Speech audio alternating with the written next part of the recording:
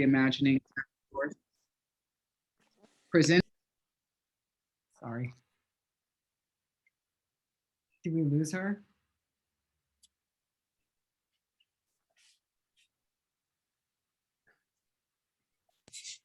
She's probably got to agree to the recording, maybe. She has to agree? That's Yeah, just you a have guess. to hit continue. Otherwise, it won't. Okay. All right, I got kicked off. Okay, so I think that there's a lot of data that was presented that's really misrepresented. They compared a budget from 1980 to a 2020-2021 budget that we've increased in size in terms of our city by 47%. So why wouldn't a budget increase and staffing increase? But I'm not going to get into all the specifics of the recommendations. I think that there's, like I said, a lot of misrepresentation. But I want to focus on the impacts to those recommendations. And then I know Mr. Bishop, if I said that right, has said things have changed, and not exactly. Things have not changed yet. So on Tuesday, we are going to City Council, and we are going to be giving two things. So my part of the presentation on Tuesday night, I will be presenting on what a $10.3 million reduction to our budget looks like in terms of staffing and reduced services to the community. And we'll also, the city manager will be proposing alternative recommendations. So we know that some of these other service providers are going to take a little while to get started and implemented. So we're really trying to focus on what's really feasible in the next fiscal year and make proposals around that. So yes, there are a couple things that will probably be funded right away, like Office of Neighborhood Safety that deals with gun violence, as well as the Youth Works to give the youth jobs. And most likely that funding will come out of the police department to get those things up and running immediately. But some of the other things that are going to take a little while, the proposal is for us as a city not to fund those things immediately and not to take the $10.3 million from the police department immediately. However, there are members on the task force that are pushing to defund the police department at $10.3 million starting July 1. And they're continuing to push that, and that is going to be heard at the city council meeting on Tuesday. So that's why I don't want you guys to think that you're safe in terms of, or that we're safe. So I first of all, I'm sorry, I didn't introduce myself. I am Bisa French. I am the police chief. And I'm also one of your guys' neighbors. I actually live in Beat 9 also. So when I speak about, yes, I live in Beat 9, which is your guys' beat. So when I speak about this, yes, as the police chief, but also as a City of Richmond and Beat 9 resident. So since you guys know, or you have the information in your chat or presented about what the recommendations are, which are, funds, services so that our community can thrive, which I completely agree with. Obviously the recommendation that I don't agree with, and I have a huge problem with, is the $10.3 million reduction to the police department budget. The police department has already been defunded over the last few years tremendously. And just 5 years ago, we were authorized to have 183 officers. Today, I'm authorized to have 157. And the proposal is, the recommendation is to cut an additional 35 officers. So we're going from 187 officers just 5 years ago to 122 officers if these recommendations go through. I today can tell you that with my current authorized number of 157, I do not have enough officers to provide this community all the services that we are expected to provide. We cannot follow up on a lot of property crimes and other crimes because we don't have the staffing to do it.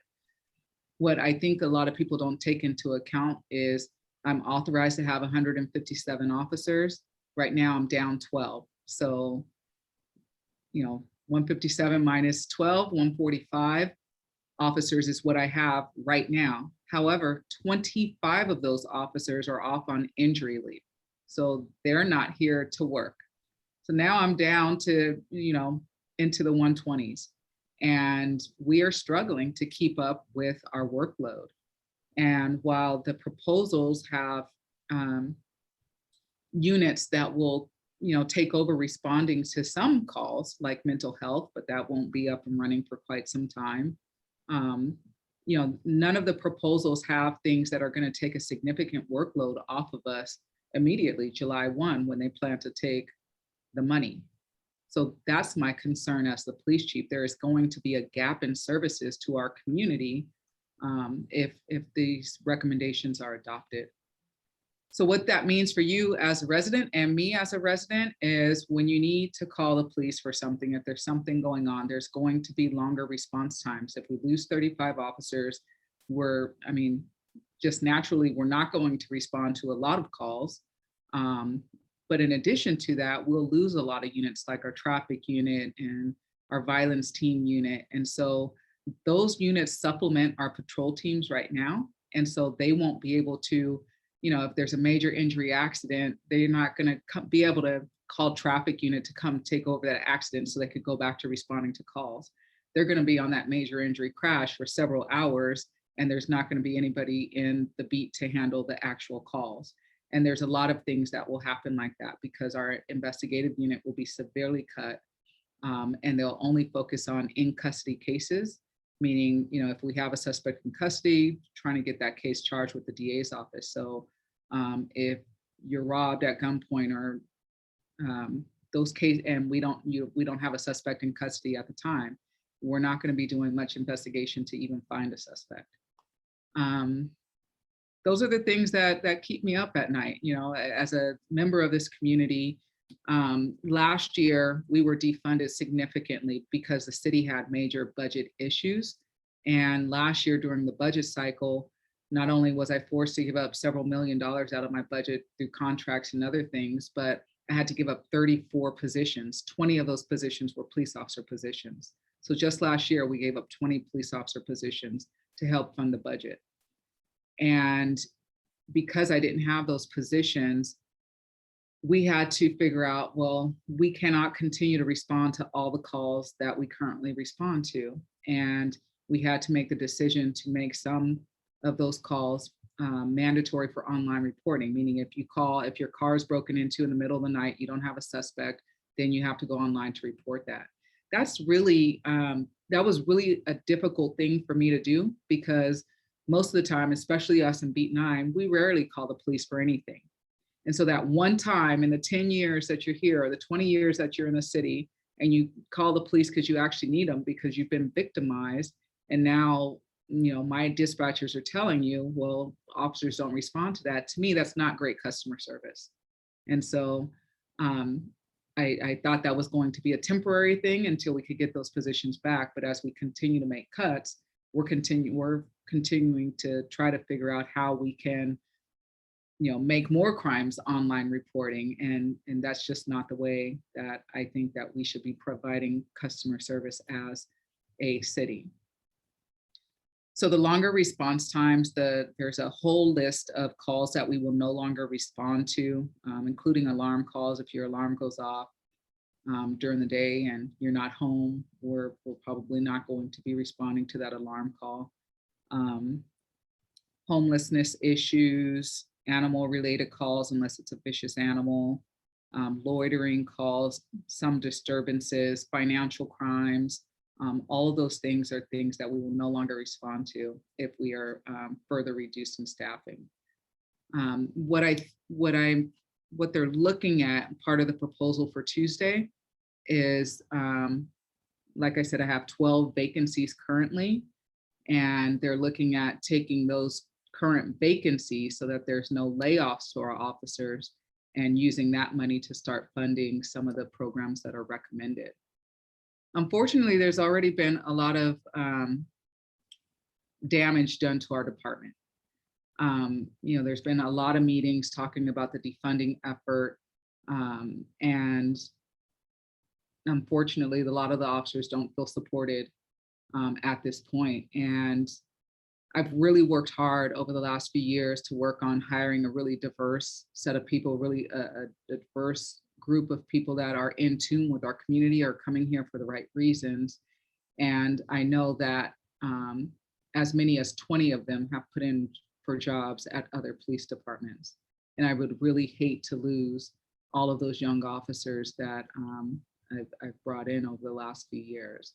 So that's something that, you know, I'm having to try to deal with internally due to all this talk of reimagining or defunding the police.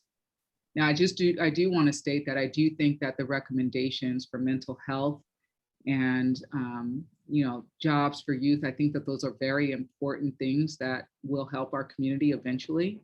I just think that we should put those programs into place first and use some metrics to figure out if we need to further reduce the police department. Are there less calls that we are needing to handle? And if so, then yes, we should look at, you know, where the resources should go. Should more resources go to other service providers, or do we still need, you know, however many police officers we have? I think that that's something that we should continue to look at over time, but I think that we should do it in a very methodical way, a way that really uses data and input from our community. So I'll stop right there and allow for questions.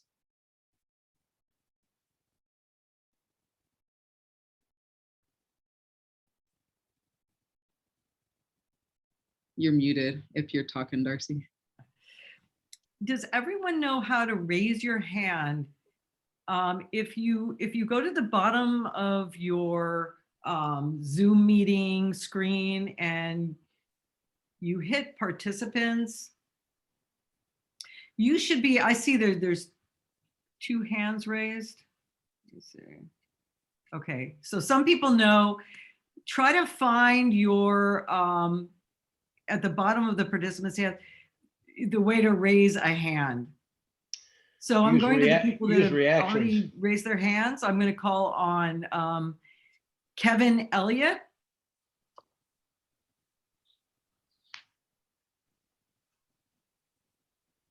Yeah, so first of all, I wanted to ask, what exactly are we trying to do from a state level to acquire funding from other sources to combat this effort?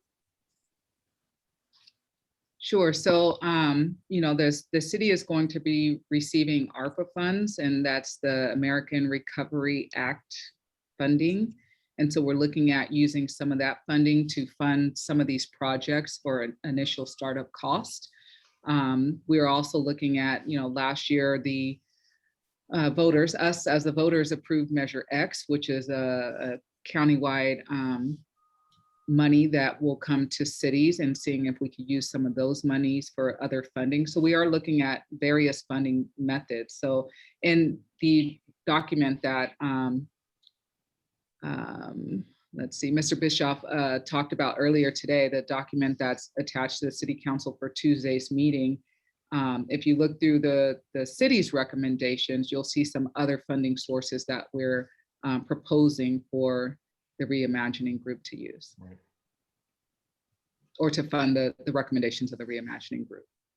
What's the likelihood that they would seek out those underfunding sources rather than cutting into your budget? That's a great question, and I'm not sure. I mean, I do know that there are city council members that are adamant that it needs to come out of the police department budget. But I think that there's other city council members that, you know, realize that we cannot lose any more police officers and don't believe that way. So I think it's really split.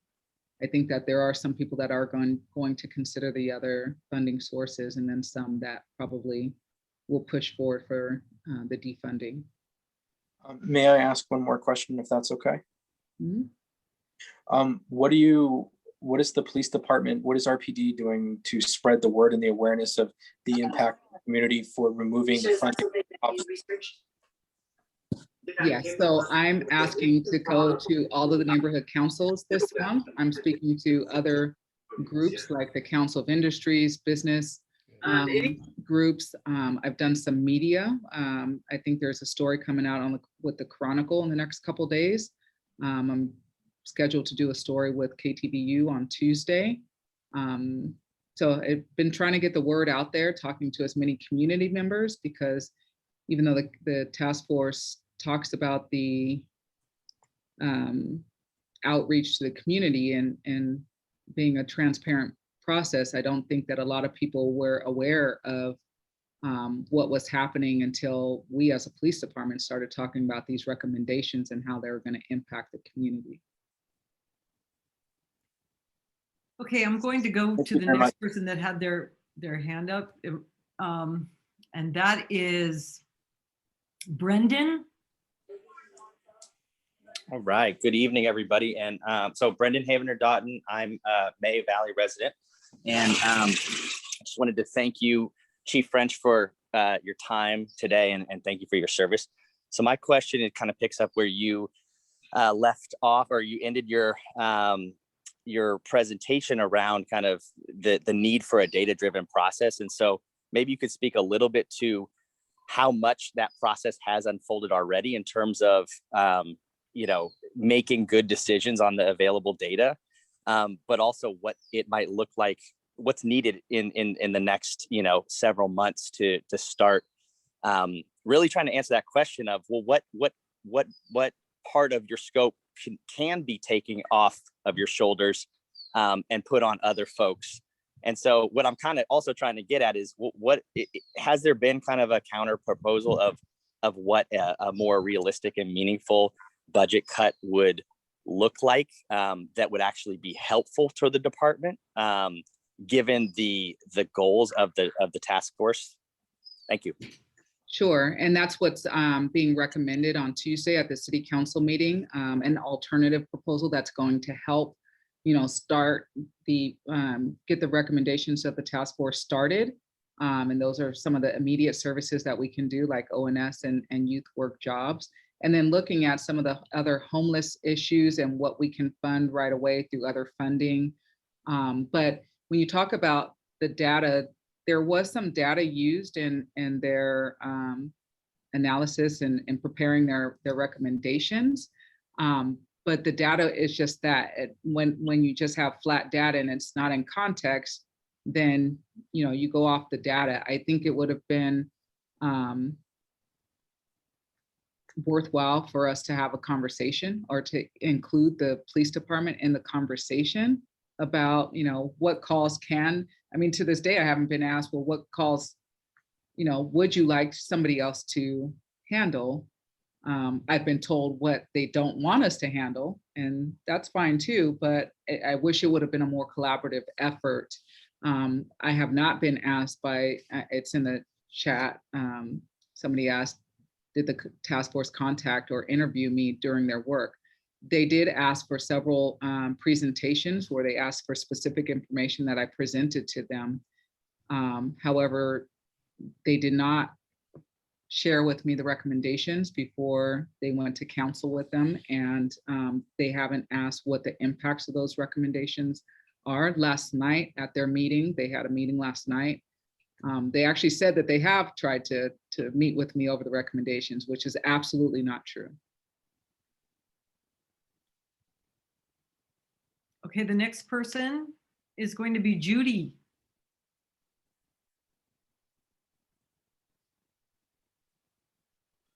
Yeah, I have a, what? Oh, I can't. I have a lot of questions. I have very similar concerns to the task force, just in terms of the community safety and protection. It's like, I care about equity. I care about a lot of the concerns that Richmond faces in particular. I do not appreciate how this has been brought to the community. I don't appreciate that the task force really hasn't communicated well with the community. And it really angers me that they have not consulted with the police department, because in my opinion, the only way that we're ever going to be able to restructure in a way that's going to really serve the community is if we're working together as a community. And the fact that they didn't even consult with you and others in the police department, it's infuriating, but it's also to be expected. I don't have a concern with with cutting the budget. I don't really like having 40% of the budget go to the police department unless those services that I reimagine in my mind are offered by the police department. So I guess my concern is, are you and is the department working faithfully to really look at the concerns that specifically communities of color have about policing, and the fact that we have such a high rate of white supremacy within police departments? I want Richmond and I want West County to really begin to look at the police departments in a very data-driven manner and really look at how we can better serve everyone. And so that the people in the flatlands feel as safe as we do out here in District 9, okay? Right now, we don't get any services anyway. So, either way, it's like if we call the cops, I mean, maybe they'll drive by, but there's really, robberies, so what? Mail theft, so what? I mean, traffic, the fire, we're in a horrible drought and we've got fireworks going off every single night, nothing. That I get, okay? I get that there's, staffing, et cetera, and so hard. But those are the things that many in the community are really concerned about. It's like, most of us are not carrying an AR-15, okay? Or AK or whatever they are. I don't even know guns. But anyway, it's like, there aren't that many criminals really when you look at it. But there's a lot of crime. So how do we work with that? But cutting police is not the answer really, but having you guys look at who you are and the fact that, I'm sorry, but I've worked closely with police and Neighborhood Watch, and we owned a business right there by City Hall. It's really sad that we don't have the kind of community services that were here when we moved here to Richmond.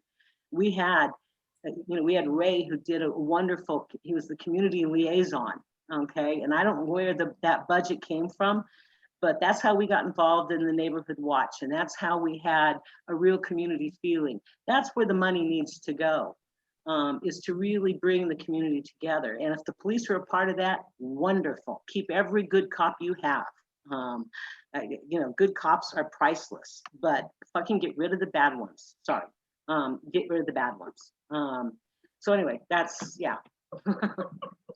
We've been working on this for quite some time, way before these reform efforts came through. We've been looking at equity. I, as a woman of color, understand the harms that law enforcement has caused to communities of color for a long time.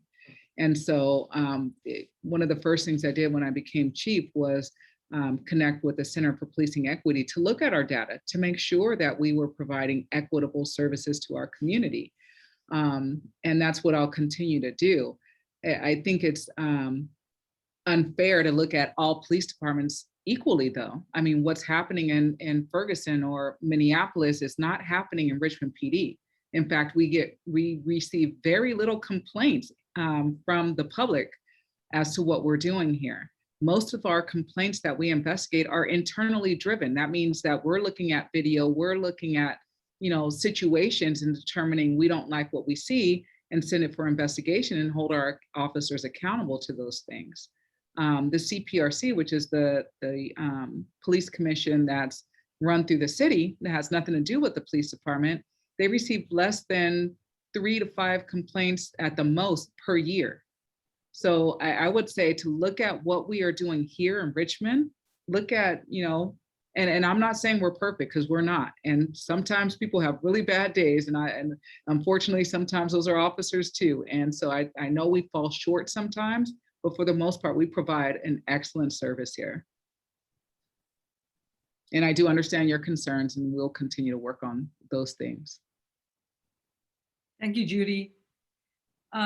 Jordan, can I have just one follow-up question? Sure. Some of these issues, it seemed to me that they're more regional issues that we'd actually get more bang for our buck if we actually cooperated with other towns in West County and with the county itself, because a lot of the services, should be actually county supplied services and come out of a funding that's really different than the police department. Mental health, yeah. Mental health is a perfect example of that. Yeah. Yeah. And So, unfortunately, Richmond unfortunately, doesn't the task have, force is recommending that we start our own mental health program specifically for Richmond. And I don't necessarily agree with that. The county is responsible for providing mental health services. So why will we as a city take that over when we as taxpayers already pay the county for those services? right. That's right.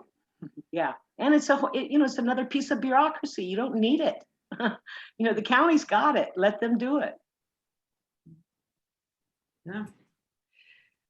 Jordan, you're next. Hello, sorry, I'm a little late, but I got to hear the chief, and I have a couple short questions. One is, what is the likelihood of being able to, you mentioned a July start date for this change. What's the likelihood of being able to get the city council to postpone this so that we can have a little more community engagement and or consultation with you and around what's going to happen with the police department?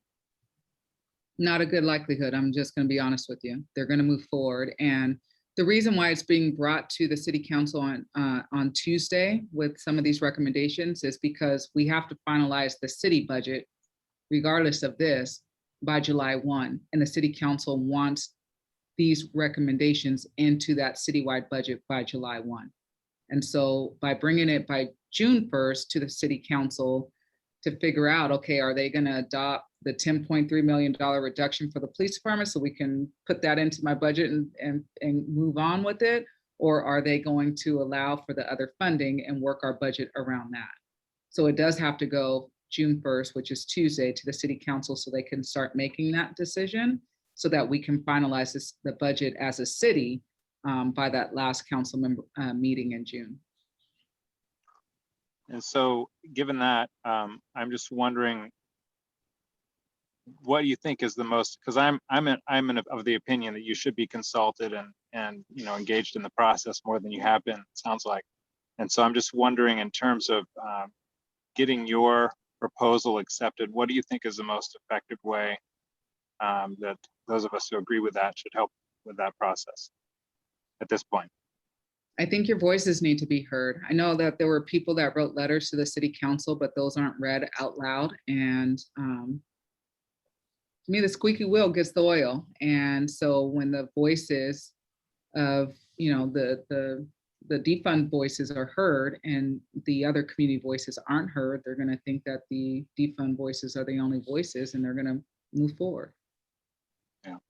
So if you can, I would say, to attend city council next Tuesday night. And now I should know this, but is this Zoom enabled or is it in person? How's that work? It's Zoom. It's Zoom. Okay. And somebody put the link in the chat. But it's on the City of Richmond webpage under City Council. Great. Okay, Steve, and then Randall.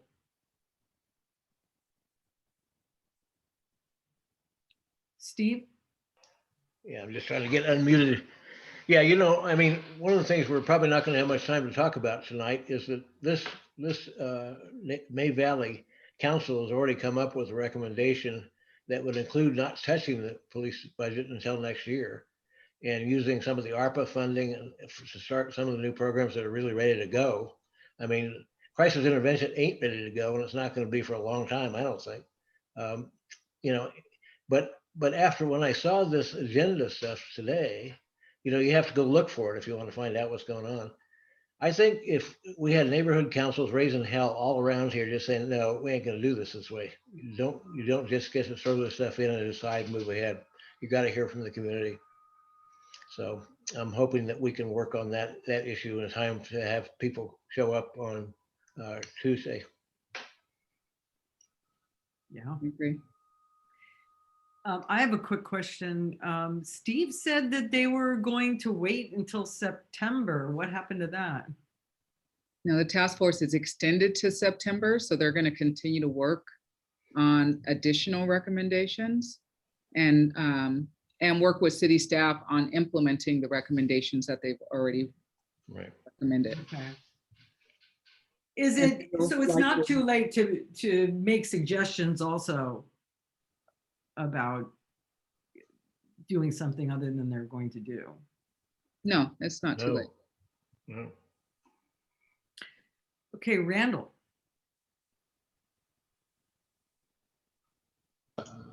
Yes. Chief French, thank you so much for your good work. I really appreciate it. I saw an advertisement from the Richmond Police, and yeah, and I was able to send a message to the council members. So that felt like I was doing something, you know, positive. I'm going to attend the council meeting. Two questions. Number one is, you know, other than getting, you know, sometimes you just get, I mean, there's never going to be enough time for everybody to speak. Any suggestions how we can convey that we don't, you know, without getting into a shouting match or something, that we don't want the police to be defunded? That's question number one. Question number two, is there anything else we can do to convey that? So they have to allow everybody to speak. And, you know, once they go over a threshold of however many people, you'll probably only get 1 minute to speak. I think last time when they presented on the recommendations, I think over 80 people spoke that night. Most of them spoke in favor of defunding the police department. And so I'm not sure which other way can, you know, and it was till 11 o'clock at night. But I don't see another way to get your voice heard and unless they actually hear it. Okay. All right. And the Thanks. Police Officers Association, I think, was sending out the flyers and the information. Yeah. And at the last council meeting, there was a brief statement from the fire department opposing this too. So that'd be another important group to have out there. Yeah.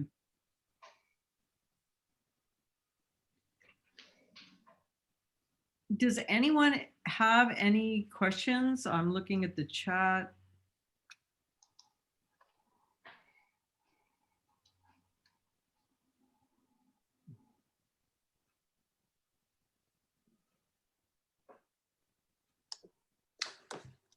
Yeah, I have a question if you're not seeing Okay.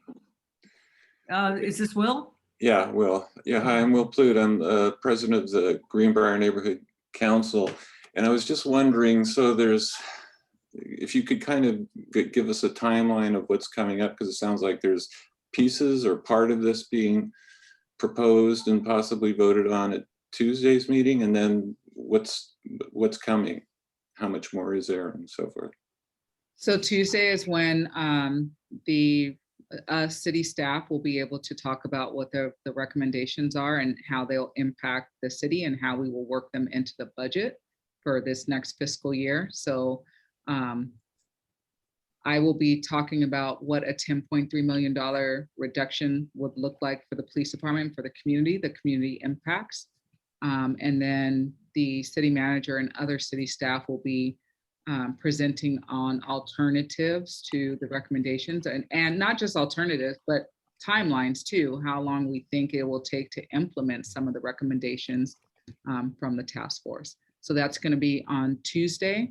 So that this next month is just the really crucial month because we have to get the city budget done by the end of this month for city charter. So we really need them to make some decisions basically on Tuesday on how they want, you know, these proposals implemented and by what funding level they want these proposals what funding level they want for these proposals so that we could get them into the budget, and the budget will be going to the city council, I think either the 3rd Tuesday or 4th Tuesday of June. After that, the task force is going to continue to work and work with city staff on the implementation process of these proposals. And according to some of the meetings that I've attended of the task force, they would like to continue their work to see how they can continue coming up with ideas to reimagine public safety.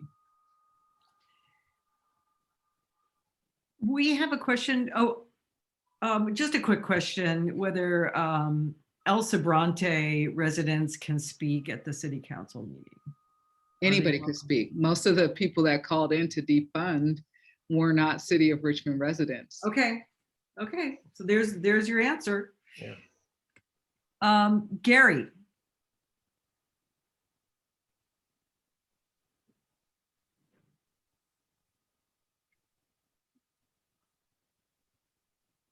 You unmute yourself, or I can. Okay, is that better? Yes. Yeah. I don't do this often. So I have one question for the chief.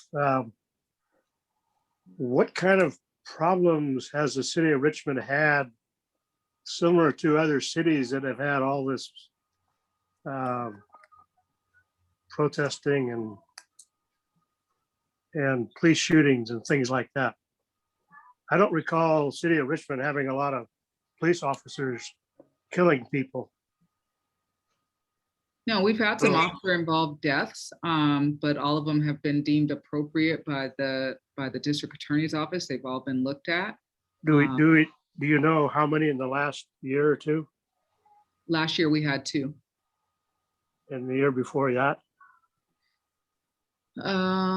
Either 1 or 2. So what I'm trying to get at is, I mean, that's one of the issues that's driving the defunding, right? Yeah, and the officer-involved deaths that I'm talking about, one was an officer-involved shooting, another one was an excited delirium death. No, I understand. I'm not, but I mean, that's generally what drives this defunding issue. So another question is, so the city of Richmond under a police chief 1 or 2 years back from you really established a lot of community policing. Mm-hmm. And the federal government took notice of it. And this gentleman is now working for the federal government. Right? Yeah. Yes, Chris Magnus, he was one of my mentors. Right. So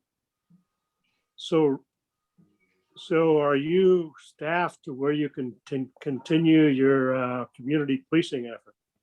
Absolutely not. And that's what I've been saying for the last year. Okay, so that's one of my, so community policing is considered a way to actually get the police involved with the community and have a better functioning police force, right? Correct.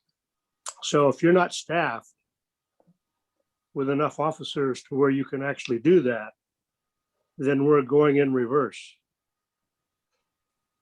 I agree with that. And there's no way you're going to stop these people from what they want to do tomorrow. So, and I've lived in the city of Richmond since 1974. And I know from a budgeting point of view, they've never had enough money. And then they taxed cable TV. They've taxed everything they can because they've never had enough money. I think part of the problem is they don't know how to handle a budget. But these people that you're up against don't give a damn about your budget or what you do. And I don't like what I've seen. I don't like what I've heard. I don't like their process, but they control the city council. And they're going to continue doing what they want. So I guess I don't see any way to deal with these people unless we can get them out of office. And I don't know about the other people that are sitting in on this meeting, but that's the reality of this. These people don't give a damn about the city of Richmond outside of the city of Richmond that they imagine. That doesn't include El Sobrante area and probably other areas. You know, I think one thing, you know, we don't have to wait to get council members out. I mean, if we raise enough hell, I think we can stop this from happening on June 1st. You know, because at some point they can get embarrassed by what they're doing. And I think we could probably work on that fairly effectively. If all the neighborhood councils said, don't do it, hold on until we can talk about it. I think they'd have a hard time not holding on until we can talk about it myself. Might be wrong, but. I Well, have to Steve, I'd be actually willing jump to do off. anything I can to help block this thing or stop it but to be honest with you, these people got the votes. And I think they think that We're running out everybody of time. needs I hate to cut you off, but we're running out of time. Nope, that's fine. This meeting is only an hour. We have 2 more people raising their hands. And May Valley needs to vote on a proposal that we're going to send to the city council. So everybody from May Valley who wants to stay on the call after these last 2 people ask their questions, please stay and we'll read the draft of the proposal and vote on it. But Gary, I suggest you be there at that and raise your voice, because that seems like a very good way to at least say how we feel about what's going on right now. Well, I think, Before we vote. yeah, you need to do what you need to do here. So let's. Okay, well, thank you. And Karen, you're next. Thank you. My concern applies to the Office of Neighborhood Service Safety. And I couldn't compare the proposal quick enough. But I live in the flatlands, and we need the shot spotter, and I don't see you're eliminating that. We have personal experiences with drive-by shootings and killings, and the newspaper last week reported about several people being shot at and killed all over our area that were gang related or some other kind of, people riled up. Do they have immediate positions and people selected to place with the money that you're going to move over from your budget to who oversees the Office of Neighborhood Safety? Let me preface this. I know the history of the Office of Neighborhood Safety and its effectiveness, but in the old days, they would pay people not to fight with each other.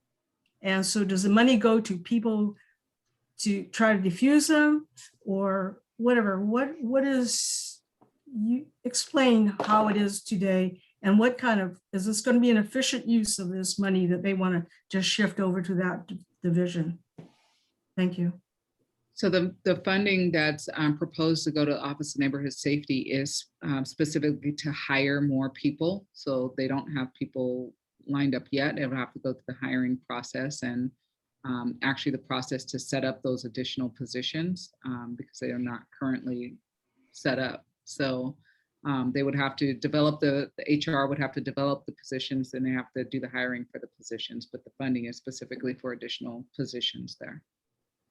And who oversees them? So it's out of, currently it's the program is run out of the city manager's office. So they're connected to one of the assistant city managers, but I believe it might be moving to community services. I'm not quite sure actually. Okay, so I think that's a really important point to bring up, that they don't have the people, they don't have proven records right now, and there's no supervision for these people that have to be trained. And in the old days, again, they were paying guys not to fight with each other. Is that the same model? Yeah, I'm not sure what their model is currently. Okay, thank you. Thank you, Karen. Manoj, did I get your name right? Oh, yes, thank you. Quick question, Chief, since you said you also live in Richmond or the neighborhood, do you have any insight, and if so, can you share it with us? Why is it that this particular group tonight is against the city council people, and you said the other 80 or so were mostly in favor? Obviously, these people get elected because they're popular, So what is it? What is so special about this group that so many people are against this and they're sort of frustrated as they can't do anything? What about the bulk population of Richmond has the opposite view? Why are we so different in this area? So I think it's the people that are vocal in our community, the people that have really the time and effort to go to these meetings. And I think, I mean, just talking to my own neighbors, they don't have time to sit in on these meetings. They didn't know what was going on until I talked to them. They don't have time to sit in on a 5-hour meeting and wait to comment.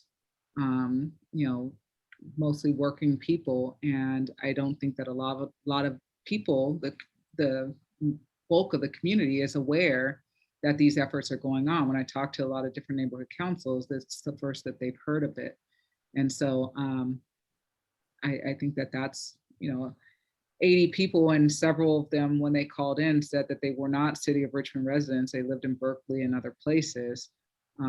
There are people that are on the city council that are community organizers. That's what they do for a living. They organize the community. And so they're able to get people to call into the city council and other meetings to, you know, push the point that they want to push. Yeah, typically in either local or national or statewide, elected people have a pretty good feel. They have the pulse of what gets them elected again. And when they vote that way, it appears that the majority of Richmond people who vote for these council members are on their side. And I just, and the group talking tonight isn't representing that, and it's very strange to me. Thank you. It only takes 2,800 votes to get voted into office here in Richmond. 2,800 votes. So a city of, you know, 110,000, you only need 2,800 votes. Wow. Thanks. I have Thank to you. jump. I know there's maybe one more question. I have another meeting that I got to jump on. Well, thank you so much for coming. Sohaila, you could perhaps email Chief French.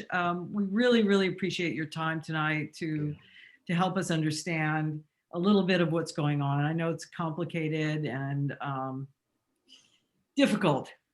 Yeah, and I just want to say again, I'm not against the task force or anything that, you know, they want to make the community better. I think we all have that common goal that we all want the community to be better.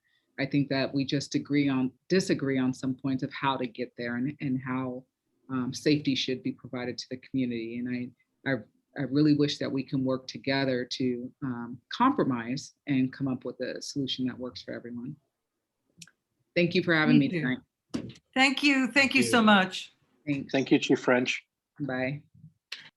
So as I said, people from May Valley who want to stay on, we're going to briefly go over a proposal that we're going to send to the city council. Sohaila, yes. Wait, could I throw in one? Sorry, go ahead, Will. Well, I just wanted to throw in a quick comment related to what everyone's saying. I don't know if you're all aware, but our next city council election, we are going to get a representative for our area. And I'm really hoping that there's someone who represents this area and its interests who is interested and capable of running for that position, because it could be someone from way over by Hilltop. It could be someone that the RPA kind of organizes, and that's the group when you talk about who's got the time and energy to do what's going on. It's the Richmond Progressive Alliance, and they will no doubt run a candidate out here, and that'll give them even more strength. So like I said, I keep asking people, who's someone good out here who could run and represent us? So, and then I'll let you go ahead. Everybody think about that, because May Valley is going to be in the same situation. Yeah, we're all May Valley, Elsbrany Hills, Greenbrier, Carriage Hills, Hilltop. It's one area, and yeah, so we need a good representative. So. And thank you. I guess I'll leave you to the rest of your meeting. So. No, don't leave. Oh, don't. Okay. Darcy, do you wanna end the recording now? Oh, sure. I'm going to start it again when we start with our proposal, but I can pause it for now.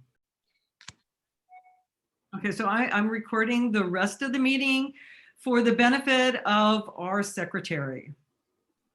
So I am going to share the screen of our proposal that we want the city council to consider. So let me find it. It should be right here. Of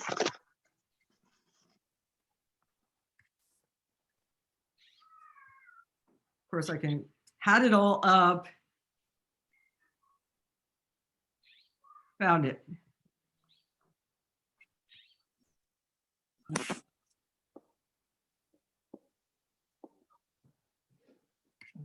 I want to give credit to Steve, who worked hard in developing this proposal. We all had a little input on it, but this is it. The Reimagining Public Safety Task Force is proposing to reduce the RPD budget by more than 10 million in order to fund responses to those in mental health crises and towards our homeless population. Putting more funding towards mental health and our homeless is laudable. However, a cut to the RPD would mean cutting the number of officers on our street by 32, which would have an enormous impact on the RPD's ability to fight crime, respond to an incident in a timely manner, and on public safety in general. In our May Valley neighborhood, Beat 9, we have already felt the earlier budget cuts. We were told that Richmond has cut 2 school resource officers who deal with truancy at De Anza, that De Anza is not of high priority. And also, if they take any more budget cuts, we won't Go ahead, have Elizabeth is attendance in the at room. our meeting, as they will have too much to do to come to our meetings. They offer an important source of information just in the meetings of you know, what's going on in our neighborhood. And It's as we about assure- cutting the police officers. Is this the council meeting? I'm sorry, I'm reading the proposal that May Valley residents, May Valley Neighborhood Council members are going to vote on. So I'm sorry if somebody is confused about that, but I am muting everybody but me right now.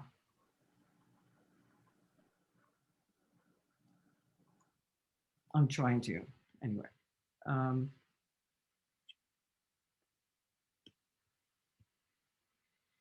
So these are the suggestions that we're, you know, what Steve was saying was that they had extended the life of the Reimagining Public Safety Task Force until September 30th. So we were hoping that they would have time to consider some of the objections that many neighbors have about the recommendations.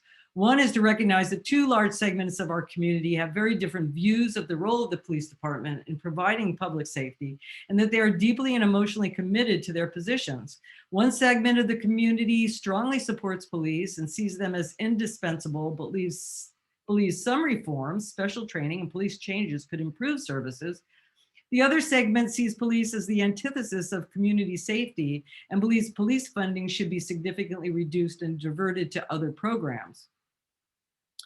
Leave the police department budget as it is for now. Doing so will allow for a careful investigation of the department by a special committee, which can begin by determining how many staff members are needed to operate the department while it continues to perform. This login partner of a password should also be secure. The website nordpassword.com can help generate that.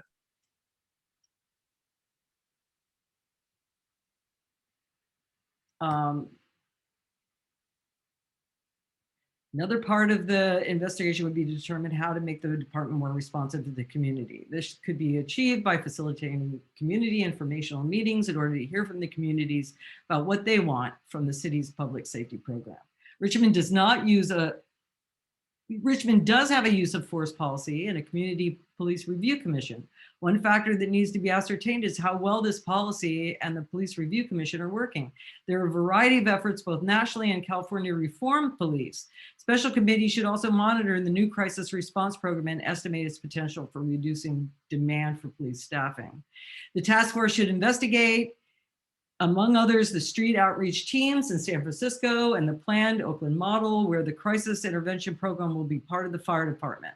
As one goal of the Reimagining Public Safety Task Force is to improve the ability to respond and intervene in crises by moving this service out of the police department.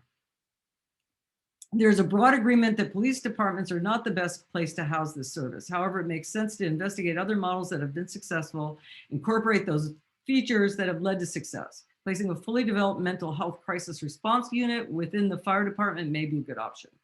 Rather than to divert funds away from an already strapped police department, federal American Rescue Plan Act funds should be used to develop a plan to provide crisis response services, including determining where this program could best be based.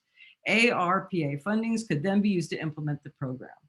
As another goal of the task force is to improve community conditions, which should result in a decrease in violence and an increase in people's preparedness and ability to get decent jobs that would improve the quality of life in our community. ARPA funding could be used to augment the budget of Office of Neighborhood Services and provide increased funding for the summer youth program, which the task force aims to increase funding for. Thank you for considering our proposal. So that's basically it.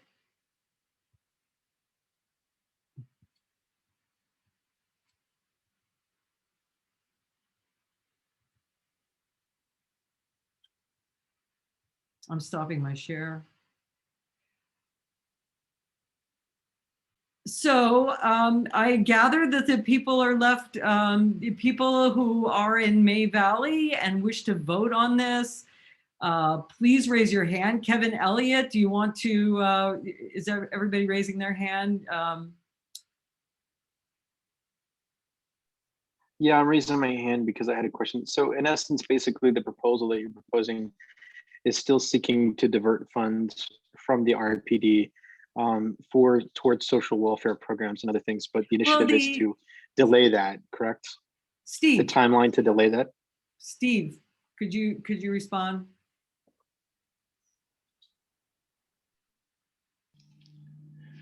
I think what we're suggesting in our proposal is a couple of the programs that the task force would like to see started should be started using the new federal money, the one-time money that we have. There ought to be enough time to look at the police department, see what's happening there, what kind of changes we might want to make. And there needs to be a lot of study for something like the crisis outreach program for reasons that the chief mentioned, among others, which is the county actually has that responsibility.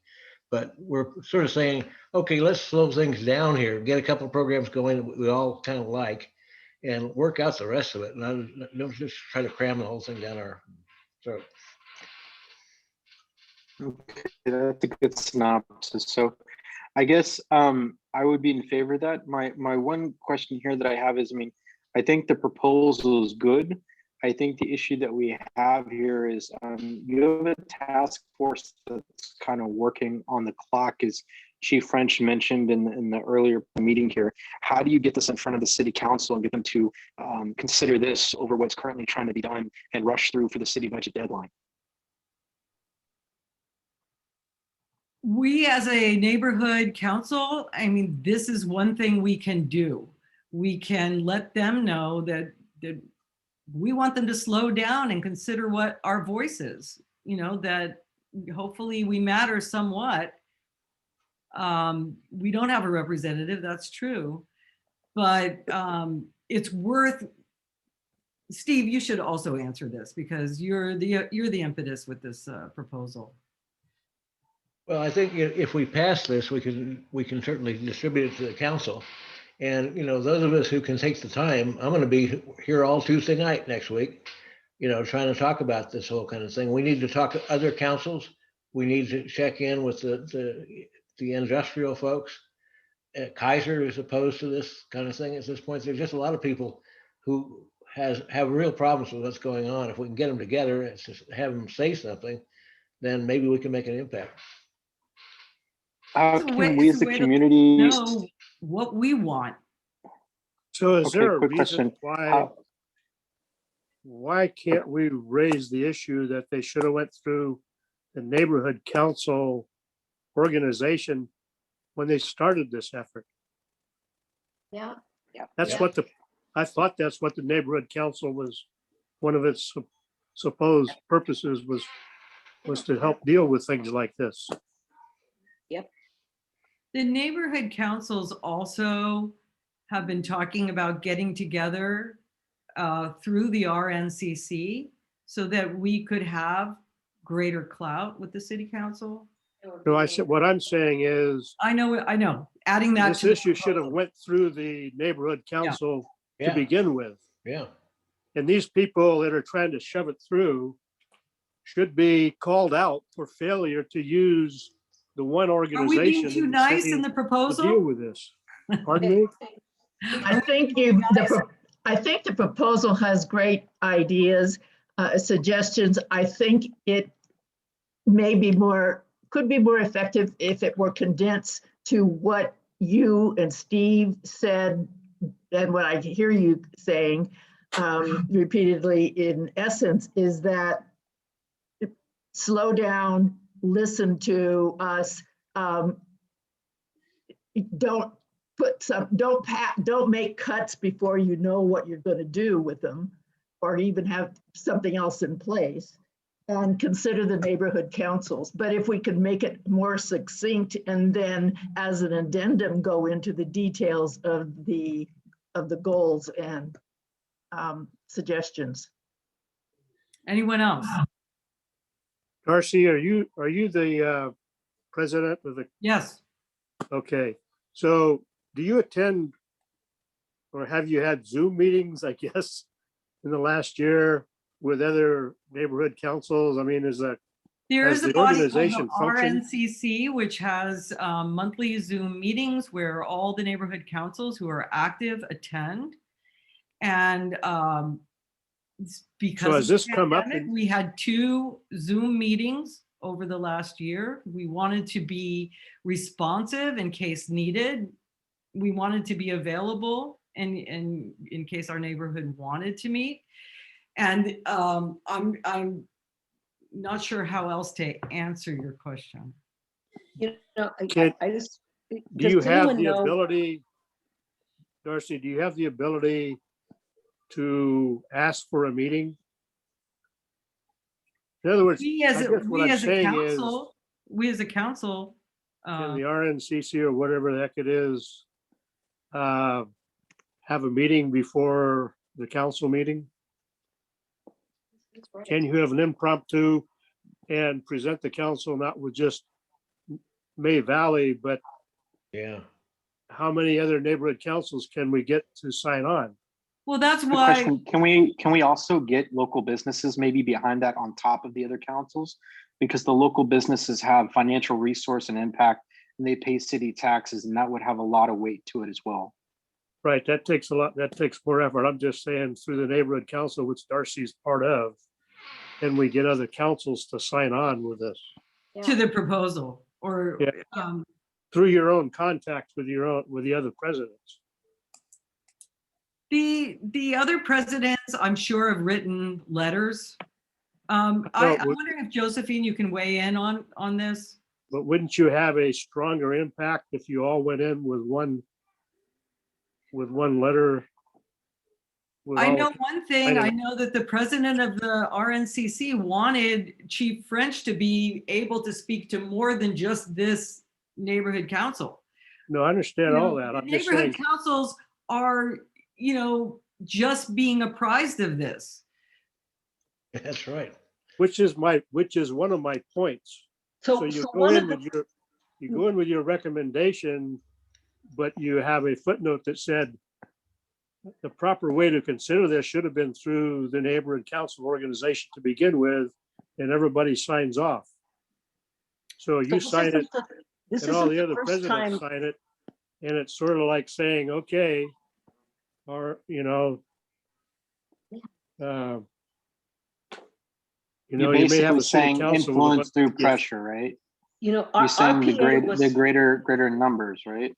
Okay. I'd like to hear from Judy, and I'd also like to say one other thing, and that is that we're not set up to have like weekly meetings so that we can also have another meeting about drafting this proposal. We can certainly have people on the council consider your recommendations and then redo it, but then we're going to have another vote. And it's a timely matter. I mean, if you want us to add some things to the draft, we certainly could, but I think we should vote on it tonight. Judy. Yeah, vote on it. I think we need to vote. Okay, I think I'm called on now, Gary. I think we should vote on it tonight. I think you know, yeah, we could go over it and we could change some things and so forth, but Tuesday is the meeting and this needs to get there before Tuesday. So Yeah. I would really suggest that we vote. The other issue is that RPA, this is how they operate. They already have been called on that with the what's it called? The park, safety park, whatever. You know, in terms of having the RV park that was supposed to be at Hilltop, and then it went to Point Richmond for a split second, and then it ended up at Civic Center. And they got called out for the Brown Act because it wasn't actually put on the agenda, and they did this whole thing without any input.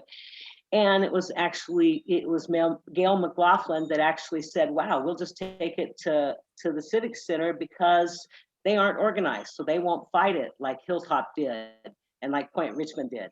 So the only way that they're going to listen is if we organize and we fight back, and we only have until Tuesday to do this. So I say, send this letter, and I say all of us get back on this Zoom call, as much as we all hate it, and do this on Tuesday night. And if it goes until 11 o'clock, we stay until 11 o'clock, because this is an issue. They're creating a bureaucratic nightmare. It's going to cost so much time and energy and money to get this up and going. So if they plan on doing it right away, it's going to be a waste and it's going to be a fiasco. And that pisses me off, you know, because we need protection and we're not getting it now. So what's going to happen when we have less? So, you know, somehow we have to communicate that we're not happy with the process. Also, there's no quality assurance measures to their proposal. Nothing. Yeah. I mean, I think the proposal is very good, and yeah, we could tweak and tweak and tweak and tweak it. I think you guys have done a really good job. I don't think we need to get nitpicky over it. I think it basically covers what we need on a proposal like this. And I think for now, I think hopefully we'll have time to change some things. But I think because of Tuesday, we need to get something to them now. So. And I just Something want is better than to nothing. call attention to the chat. Katrina is telling us that Chief French is going to be at a meeting on Friday, June 4th at 1 p.m. and all are welcome to attend. I suggest people save the chat. Right now, I would like to vote on the proposal. I do think that we don't have the time to really reinvent it. I do appreciate everybody's viewpoints about it, though.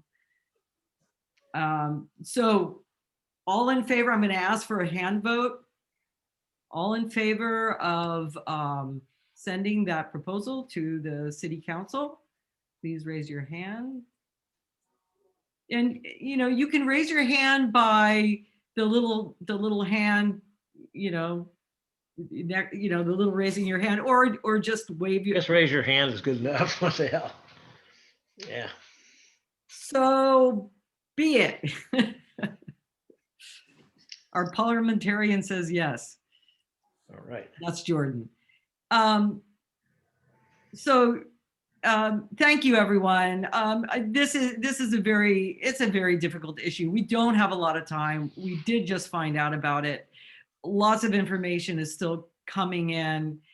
I didn't know they were going to implement it so fast. I thought we had a little time, to have them at least think about considering, the objections from the neighborhoods, to at least consider, the neighborhood council voices. Well, let's do our best to get this out to everybody else if we can. And, the Business and Industry Council is watching this too. We'll make sure they get it. Kaiser, a bunch of other people get it. So maybe spread the word. We have it recorded. The RNCC wants a copy of the recording. Great. Thank you for doing this, you guys, because Darcy, this is really important. It's like, we have so little attendance from the police out here anyway, and I'm constantly terrified about fire every time a firework goes off, and it happens almost every night. So, but nothing's going to happen because we don't have police. So, I mean, I don't know what to do about that, but at least we're attending to the issue, which I think is important. So thank you. Yeah, that's important. If people can come to the city council meeting, I think that would be great. Yeah. At least people would, at least they'd be able to hear Yeah, yeah. what people have to say. Hey, Darcy, can you post on maybe some generic link somewhere like in Nextdoor or something from May Valley for the city council Zoom information? Sure, I will definitely do that. Good. I can also talk about this meeting you. and some of what Chief French had to say. Yes, I'll do that. I have a question, Darcy. Yes. I got an email. How did you get my email? From a past member of, I think, past member of the neighborhood council. Yeah, I probably gave, I mean, I've been around a long time, but, so, okay. Yeah, you were part of the neighborhood council. No, I was never part of the neighborhood council, but I did pay dues. Oh, well, you remember then. You were a member of the. Yeah, I was a member. I wasn't an officer, right? And No, I Marion, was you a asked member when this started, a long time ago. Marion, you asked a question, how do you get to speak at the council? If you're online with the council thing, there'll be a time when you can say you want to speak and you can put a hand up there, and then they will call on you when it's time to talk. Like we did here tonight. Okay, thank you. You have to alert them ahead of time, Steve, that you're going to speak. Pardon? Do you have to alert them? You have to ahead do of it at the right time if you're watching online or if you're calling. Do you have to give them prior notice? No, you just have to, when you're watching the meeting, the agenda will be around and there's a chance for public comment. Make sure to click and say, I want to make a comment, I mean. Or do that by phone. You'll be able to see it from the council meeting if you're watching it. And the agenda, there should be a link to the agenda here in the chat, everyone. Yeah, and if not, you can go to the Richmond City site, click on council and go after the agenda. You'll get us that way too. Yeah, it's very easy to Google it and find it. I found it in a minute. Yeah. How do you get the chat? Darcy gets the answer to that one. How do you get the chat? You go to chat at the bottom of your screen and you click on it. So I have a thing says chat 23. So click on that. Click on the little icon that says chat. Okay. And it'll open up. Can we copy that so we can? You can actually save the chat. There's a little there's 3 dots on the, if you open up the chat, you'll see 3 dots and you can save the chat. It'll save to your computer. Where is that on the? It's on the very bottom where it says to, everyone, and then you click what, and then file, and then right after, it's on your bottom right hand low area. It will be after the last chat. You see it? No. The 3 dots are really faint on mine. Yeah, I don't see any dots at all. So. Steve, like you've got the chat open, and yeah. It's like you're ready to type a message. Mm-hmm. Yeah. You don't see the 3 dots? It's just above, on the line above the type message here. Oh. Oh, yeah. It's very dim. I see it. Okay, yeah. Save chat. All right. Okay. So then how do you get back to it though? I mean, once we're logged off this. You save it. It says save chat. You click on it and you save chat. Oh, it'll appear. It also, so I just saved it. It says show in Finder. You click that. Okay. All right. Thank you, everyone who came to the meeting. I really appreciate it. Yeah. Thank you.